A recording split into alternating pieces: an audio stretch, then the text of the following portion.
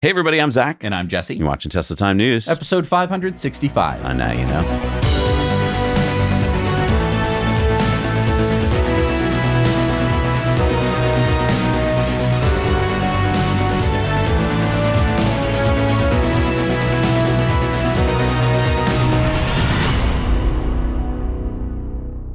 This is the last episode of 2025. Happy New Year, everybody. Yeah. Let's get into some news. So more Cybercabs are being spotted all over Austin, Texas. Isn't this exciting? This is exciting. They seem to be traveling in pairs.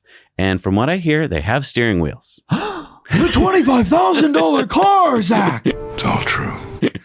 Can you believe it? I don't think they're going to have steering wheels. I think it's just because right now they're doing whatever they're doing, testing. Imagine like something goes wrong and you're like, oh, we need to get that car. Which does beg the question, in the future, if something goes wrong, what are you going to do? Yeah, maybe they can peel back a thing and stick on a steering wheel. Who knows? I feel like it's going to be game controller. Yeah. I feel like you just plug in the game controller and then that's your steering system. But, you know, if you guys are out there and spot them, please send in pictures because it is confusing. Some people have said there isn't a steering wheel, so maybe there's multiple cars, some with, some without. I don't know. Interesting. It's very interesting. Yeah.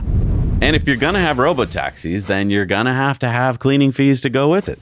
Right. If a passenger spills something or worse. Now Tesla has announced a cleaning fee will be charged post-ride if a mess is left behind, saying, we prioritize maintaining a clean and comfortable environment for all riders and promoting responsible rider behavior. To address incidents where vehicles require additional cleaning after a trip, we will assess the type and severity of the mess and apply the appropriate fee. Once a fee is assessed, you'll receive an email notifying you that the additional cleaning was required for the vehicle after your trip. An updated ride receipt will also be available under the ride history section of the Robotaxi app. If you believe a charge was made in error, call the customer support team and follow the prompts for option 7. Okay, so what are the fees? $50 are charged for moderate messes such as food spills, significant dirt, and minor stains. $150 charged for severe messes such as bio-waste or smoking in the vehicle. Interesting. And they have cameras, so they're going to know exactly what happened during the ride. Yeah. At least no one has to drive the car to the cleaner. That's true. You can just send it. And as we've seen, Tesla has these robots that do it. More of a crumb cleaning robot than a bio waste sort of. But that's what you got Optimus for, right? And I love how people think that only messes like this can appear in Robotaxi cars. Right. That they don't happen in Ubers and that they don't happen in regular passenger vehicles every day. Yep. If you have kids, you know. Right. Optimus, get the bucket. I must say, I haven't been in a car with a horrible mess in it for quite a long time. Knock on wood.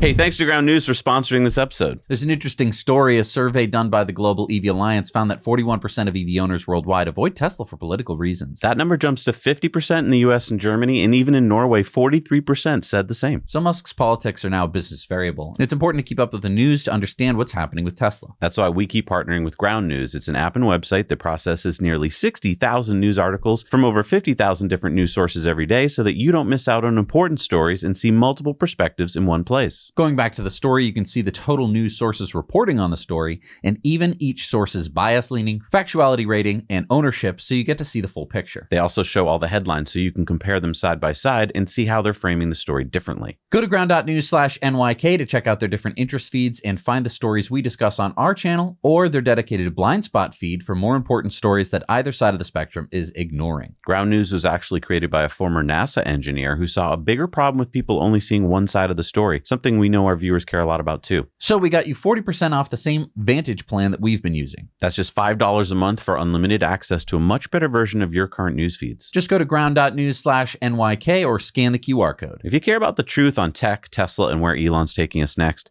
then trust us. This app should already be on your phone. So thanks to drone pilot Joe Tegmeyer for figuring out what this new MegaPack 2 site at Giga Texas is. It is to power Cortex 2. What's Cortex 2 again? Cortex 1, which is on the south side of the factory, is the original 100,000 cluster of GPUs that is training FSD and Optimus. It's one of the world's most powerful AI training systems. Cortex 2 is under construction right now on the north side, and it should be operational soon. It will need 200 megawatts of power, and it should be more powerful than Cortex 1. Its main job will be to train Optimus, although it can also be used to train FSD. Wow.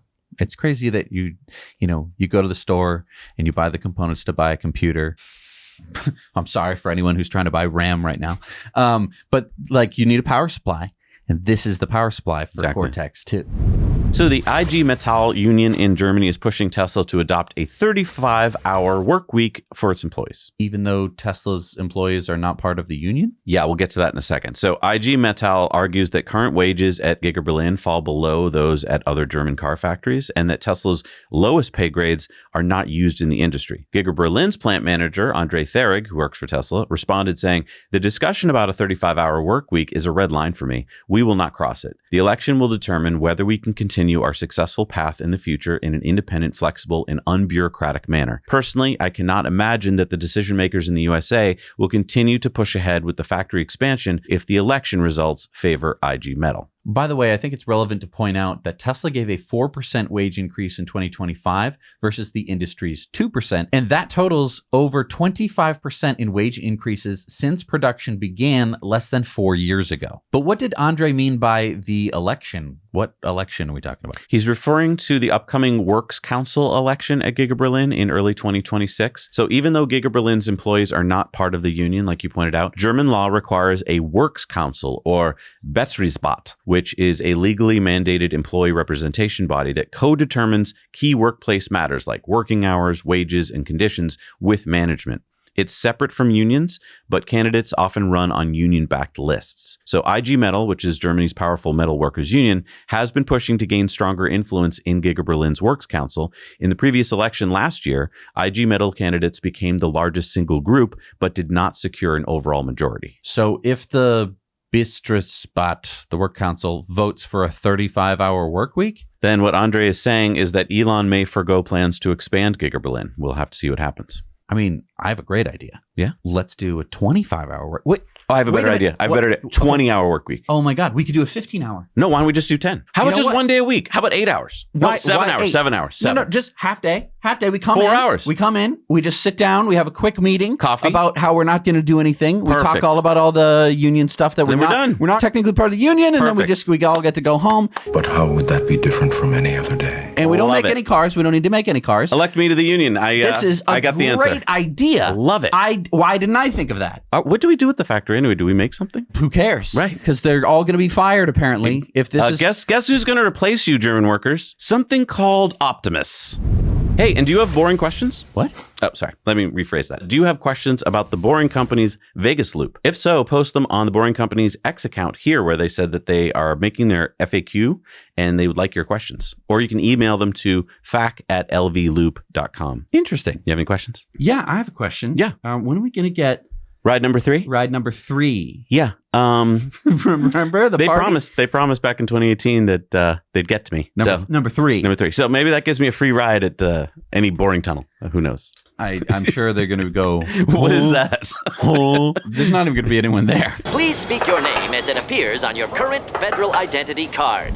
All right, time for some SpaceX news. And look who got offered a job. Did you hear about this? No. A student in the U.S. just discovered millions of new space objects. The astronomy world was recently shaken by a discovery from an unexpected source. A teenager, still in high school, his name is Mateo Paz. He's a student from Pasadena. He utilized archival data from NASA's retired NEOWISE mission to bring 1.5 million invisible cosmic objects into the light. And guess what he got for doing that? The new head of NASA, Jared Isaacman, posted, "Mateo, please apply to work at NASA, and I will personally throw in a fighter jet ride as a signing bonus." And he said, "Where do I sign?" Wait, so he just got a job at NASA? Yeah, he's in high school. He's in high school and he just got a job at NASA because he just found 1.5 million space objects using AI. Mm-hmm. Can we just talk about this for a second? Sure. Okay, so this means I'm in high school. I'm a bright kid in high school. And instead of being like, one day, if you go to college and then you go to get your master's and then you go to graduate school and then you do this and that, you might be able to work for NASA someday. You could just do a really cool thing and the head of NASA... We'll give you a fighter jet ride. He's like, please come work at NASA. I will give you a fighter jet ride, and then you get to work at NASA. So Jared's been at work now for like a week, and he's already attracting the best and brightest. So because you might be like, oh, this Mateo kid, that's really great. He's really smart. Or you might be like, what a lucky jerk. This means that everybody should now know, oh, if I'm like intelligent enough and I do some really cool stuff, Jared Isaacman might just say, hey, come work at NASA. Because that's how the private sector works. Mm-hmm. All right, it's time for our video contributor stories. Don't forget to send them into hello@nowyouknowchannel.com. What do we got today? Well, Ben lives in Michigan. Okay.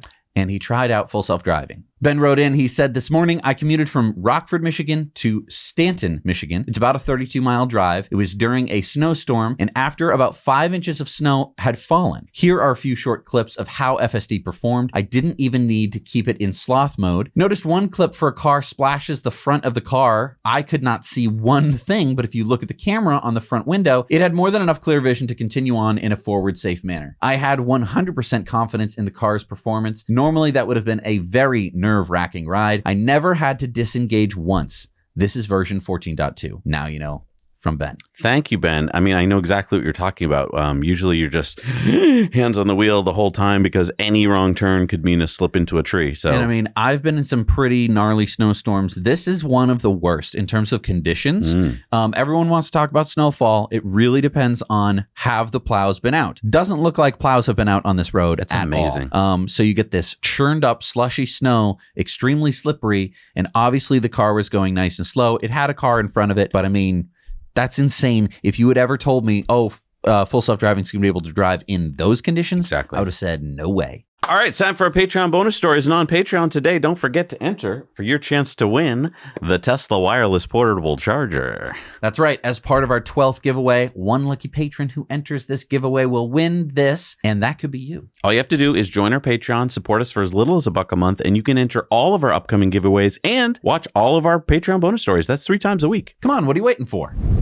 All right, we're back from Patreon bonus stories. Time for the shout outs. Who do we got today? We've got Amandeep Walia, Danielle Siddell, Heather Marino, Katie Dog, and Paul Scott. Thank you so much for supporting us. We can't do this job without you. All right, it's time for Elon's X's of the week.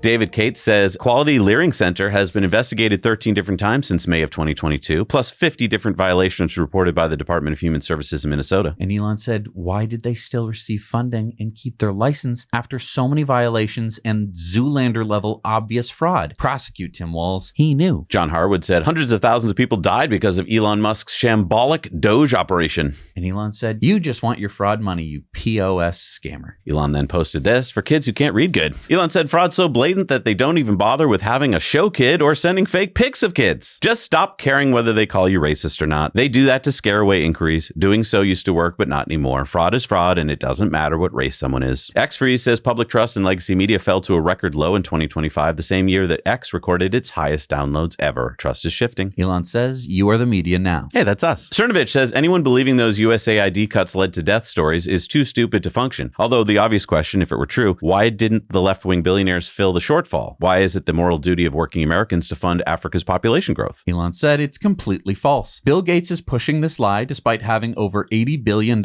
in his NGO that he could easily spend to save these alleged lives that are being lost. Why doesn't he? Bill Gates is a liar, always has been. Elon went on to say the fraud of your taxpayer money is happening nationwide and is liberally applied to attract illegal and some legal immigrants who will reliably vote Democrat. The more you look, the more you find, and you don't need to be a world-class detective to figure it out. This is brazen daylight robbery. He went on to say, my lower bound guess for how much fraud there is nationally is roughly 20% of the federal budget, which would mean $1.5 trillion per year. Probably much higher. And Peter Sadonge says the entire federal deficit could be fraud? Elon said, almost certainly. But what does Elon know? I mean, has he ever been granted access to the U.S. government's information? Nah. Oh, he has? Ooh. And he thinks it's 20% of our budget. Elon pinned this. Even requiring a tiny amount of work for fraudulent payments would have a massive positive effect. That's how insanely awful the level of fraud actually is. Then Elon reposted the U.S. Department of Justice, who said, we have charged 98 individuals in relation to fraud in Minnesota. More than 60 have pled guilty or been convicted. More to come. X-Free says breaking. X now ranks number 5 worldwide with over 4.3 billion monthly traffic visits. News unfolds here in real time as they happen. Elon said over 4 billion visits per month. And Elon said, my sister Tosca Musk is posting 10-minute teasers of Passion Flicks movies. With the full movie available to subscribers, I recommend taking this approach for text, image, video content on X. All right, it's time for community mail time. Community mail time. Remember, send your photos and thoughts to us at hello@nowyouknowchannel.com. What do we got today? Bob's car spotted a Waymo near the French Market in the French Quarter of New Orleans. So they're testing it out in a new place. I don't know how he could tell that it was a Waymo. I know. It's so hard. And then Kevin sent in this story that he found in National Geographic about New York City taxis called Electrobats towards the turn of the century. And I just want you to take a look at the design of them. Okay. Does it look familiar? What do you mean? You have the 2 passenger seats in the front. You have the driver way up in the back. Gotcha. I mean, isn't this just the exact same passenger setup as a Robotaxi? So Elon just stole the idea. He just stole this idea. I mean, you have the 2 passengers up front. I mean, they didn't have any touchscreens back then. Right. I'm sure if they did, there would have been a big touchscreen for them to watch movies or whatever. Those were electric taxis. Wow. Funny how that's been erased from history, isn't it? It's really crazy, right? This has been a thing. Yep. I mean, obviously, it wasn't an autonomous car. It used biological compute, but... Right. All right, it's time for some Supercharger reviews. Let's see what people have found out there in the world. Hi, Now You Know community. This is Joel at the Mission, Kansas Supercharger. They have 12 of the version 4 up to 325 kilowatt chargers. They also have some of these urban chargers that are a little bit slower. There's a Hy-Vee here. They have a bunch of fast food like Sonic, McDonald's, Five Guys, and some other ones. I'm not sure. They're not national chains. There's also version 2 chargers on the other side if you're taking your time for grocery shopping. That's free. So because of all the options and the food, I'd say it's probably a 7 out of 10. Now you know. Hi, Zach and Jesse. This is Mark. I'm in Wells, Nevada, just off the 80 freeway. And there are 8 superchargers here. A Sinclair gas station with a Dunkin' Donuts, a Burger King, and a Subway over there. Not too bad. All in a restaurant, Olia's. So quite a few amenities here. I'd give this a 7 out of 10. Now you know. Thank you so much for doing Supercharger reviews, everybody. If you want to check out our map on our website, you can. It's nowyouknowchannel.com. You can upload your own there as well. Yeah, no ads. Hey, thank you for joining us today, everyone. Don't forget to head on over to Patreon next for your Patreon bonus stories and to enter for your chance to win the Tesla wireless portable charger. Or maybe I'll just keep it for myself because it has wireless receiver too, so you can charge it in your Tesla. Oh, so you never have to plug anything I know, in. right? So see you on Thursday, everybody. Now you know.